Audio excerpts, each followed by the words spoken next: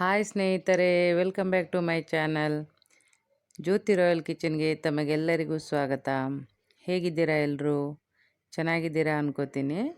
ನಾನಿವತ್ತು ತುಂಬಾ ಟೇಸ್ಟಿಯಾದ ಉತ್ತರ ಕರ್ನಾಟಕದ ಸ್ಪೆಷಲ್ ರೆಸಿಪಿ ಮಿರ್ಚಿ ಬಜ್ಜಿ ಮಾಡ್ತಾಯಿದ್ದೀನಿ. ಈ ರೆಸಿಪಿ ನಿಮಗೆ ಇಷ್ಟವಾಗುತ್ತೆ ಅನ್ಕೋತೀನಿ. ಇಷ್ಟವಾದರೆ ಲೈಕ್, ಶೇರ್, ಸಬ್ಸ್ಕ್ರೈಬ್ ಮಾಡಿ, ಹಾಗೆ ಸಪೋರ್ಟ್ ಮಾಡಿ. ನೋಡಿ, ಇದು ಸಾಯಂಕಾಲ ಟೀ ಜೊತೆ ಮಿರ್ಚಿ ಬಜ್ಜಿ ಸ್ನ್ಯಾಕ್ಸ್ ತುಂಬಾ ಟೇಸ್ಟಿಯಾಗಿರುತ್ತೆ. ಈ ವಿಡಿಯೋವನ್ನು ಸ್ಕಿಪ್ ಮಾಡದೆ ಕೊನೆವರೆಗೂ ನೋಡಿ. ತುಂಬ ಈಸಿಯಾಗಿ ಈ ರೆಸಿಪಿ ತಿಳಿಯುತ್ತೆ.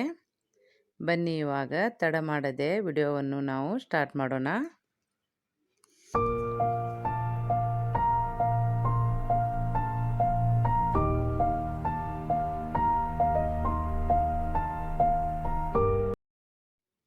ಮೊದಲಿಗೆ ನಾನು 200 ಗ್ರಾಮ್ ಬೇಸನ್ ಅಥವಾ ಕಡಲೆ ಹಿಟ್ಟನ್ನು ಒಂದು ತಟ್ಟೆಗೆ ಆ್ಯಡ್ ಮಾಡ್ತಾಯಿದ್ದೀನಿ.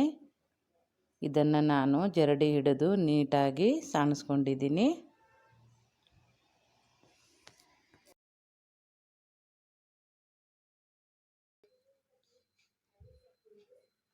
ನಂತರ ಇದಕ್ಕೆ 1 ಸ್ಪೂನ್ ಉಪ್ಪನ್ನು ಕೂಡ ಆ್ಯಡ್ ಮಾಡ್ತಾಯಿದ್ದೀನಿ. ರುಚಿಗೆ ತಕ್ಕಷ್ಟು ಉಪ್ಪನ್ನು ನೀವು ಆ್ಯಡ್ ಮಾಡ್ಕೊಳ್ಳಿ.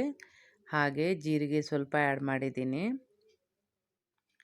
ನಂತರ ಓಂ ಕಾಳು ಬರುತ್ತಲ್ವ, ಅಜ್ವಾಯಿನ್ ಅಂತಾರೆ, ಅದನ್ನು ಕೂಡ ನಾನು ಆ್ಯಡ್ ಮಾಡಿದ್ದೀನಿ.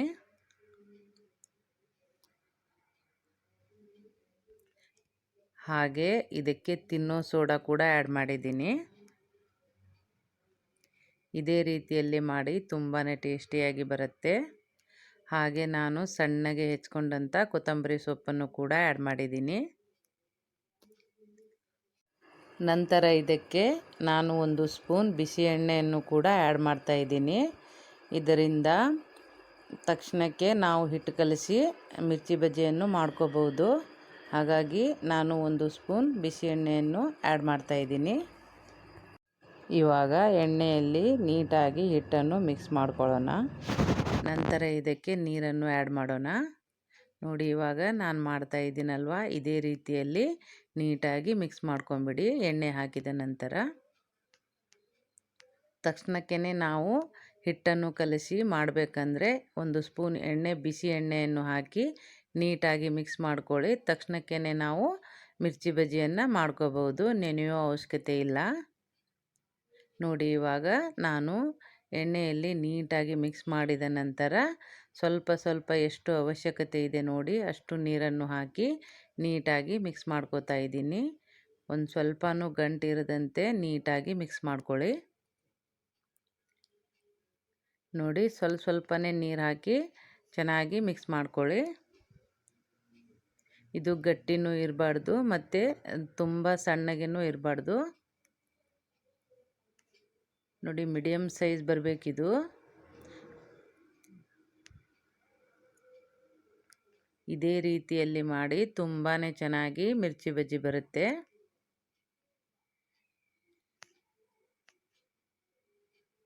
ನೋಡಿ, ಈ ಥರ ಒಂದು ಗಂಟು ಕೂಡ ಇರದ ಹಾಗೆ ನೀಟಾಗಿ ಮಿಕ್ಸ್ ಮಾಡ್ಕೊಂಬಿಡಿ. ನೋಡಿ, ಇವಾಗ ನಾನು ಮಿಕ್ಸ್ ಮಾಡ್ಕೊಂಡಿದ್ದೀನಿ. ಸ್ವಲ್ಪ ಗಟ್ಟಿ ಬಂದಿದೆ ಇದು. ನಾನು ಇದಕ್ಕೆ ಇನ್ನೂ ಸ್ವಲ್ಪ ನೀರನ್ನು ಹಾಕಿ ಸ್ವಲ್ಪ ಲೈಟಾಗಿ ಬರೋ ಥರ ಮಾಡ್ಕೋತೀನಿ. ನೋಡಿ, ಒಂದು ಹದಕ್ಕೆ ಇರಬೇಕಿದು. ಗಟ್ಟಿ ಆದರೆ ಮಿರ್ಚಿ ಬಜ್ಜಿ ಗಟ್ಟಿ ಆಗುತ್ತೆ. ಹಾಗಾಗಿ ನೋಡಿ ಈ ಹದಕ್ಕೆ ಇರಬೇಕು. ಇದೇ ರೀತಿಯಲ್ಲಿ ಮಿಕ್ಸ್ ಮಾಡ್ಕೊಂಬಿಡಿ, ತುಂಬಾ ಚೆನ್ನಾಗಿ ಬರುತ್ತೆ ಮಿರ್ಚಿ ಬಜ್ಜಿ. ನಂತರ ಇದಕ್ಕೆ ಮಿಕ್ಸ್ ಮಾಡ್ಕೊಂಡಂಥ ಹಿಟ್ಟಿಗೆ ನಾನು ಗರಂ ಮಸಾಲ ಕೂಡ ಮೇಲಿಂದ ಆ್ಯಡ್ ಮಾಡ್ತಾಯಿದ್ದೀನಿ.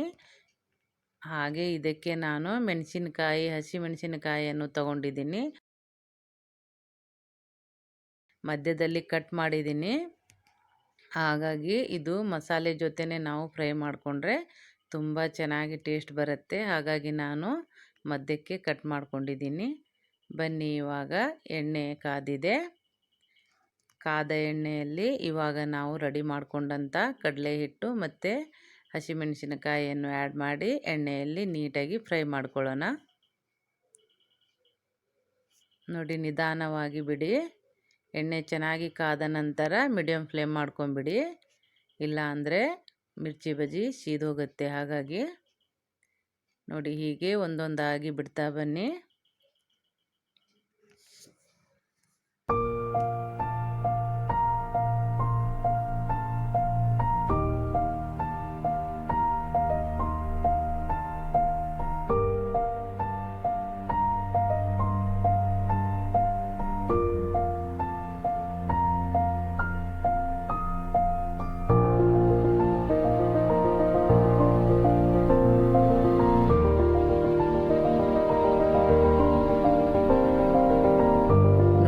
ಆದಷ್ಟು ಮೀಡಿಯಮ್ ಫ್ಲೇಮಲ್ಲೇ ಫ್ರೈ ಮಾಡ್ಕೊಳ್ಳಿ. ಇವಾಗ ನಾನು ಫ್ರೈ ಮಾಡ್ತಾ ಇದ್ದೀನಿ ನೋಡಿ, ಇದೇ ರೀತಿಯಲ್ಲಿ ಮಾಡಿ.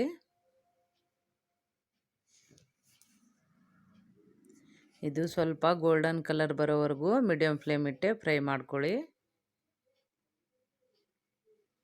ನೋಡಿ ಇವಾಗ ಇದು ಗೋಲ್ಡನ್ ಕಲರ್ ಬಂದಿದೆ. ಇದೇ ರೀತಿಯಲ್ಲಿ ಫ್ರೈ ಮಾಡ್ಕೊಳ್ಳಿ.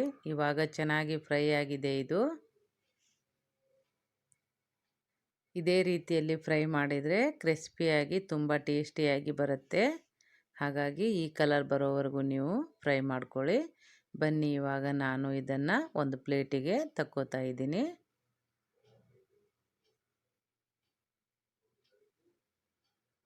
ಹಾಗೆ ಮಿಕ್ಕಿರುವಂಥ ಹಿಟ್ಟನ್ನು ಕೂಡ ನಾನು ಇವಾಗ ಕಾದ ಎಣ್ಣೆಯಲ್ಲಿ ಫ್ರೈ ಮಾಡ್ಕೋತೀನಿ.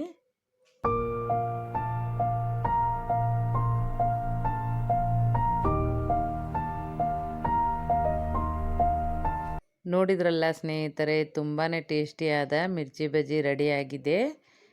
ನೋಡಿ ಇದು ಸಾಯಂಕಾಲ ಟೀ ಜೊತೆ ತುಂಬಾ ಟೇಸ್ಟಿಯಾಗಿರುತ್ತೆ. ಮಕ್ಕಳಿಗೂ ಕೂಡ ತುಂಬಾ ಇಷ್ಟವಾಗುತ್ತೆ. ಇದು ನಮ್ಮ ಉತ್ತರ ಕರ್ನಾಟಕದ ಸ್ಪೆಷಲ್ ರೆಸಿಪಿ. ಈ ವಿಡಿಯೋ ನೋಡಿ ನಿಮಗೆ ಹೇಗೆ ಅನ್ನಿಸ್ತು ಅಂತ ನನಗೆ ಕಮೆಂಟ್ ಮೂಲಕ ತಿಳಿಸಿ. ಈ ತರಹದ ಹೆಚ್ಚು ಹೆಚ್ಚು ವಿಡಿಯೋಗಳನ್ನು ನೋಡಲು ನನ್ನ ಚಾನಲ್ಗೆ ಸಬ್ಸ್ಕ್ರೈಬ್ ಆಗಿ ಹಾಗೆ ಸಪೋರ್ಟ್ ಮಾಡಿ.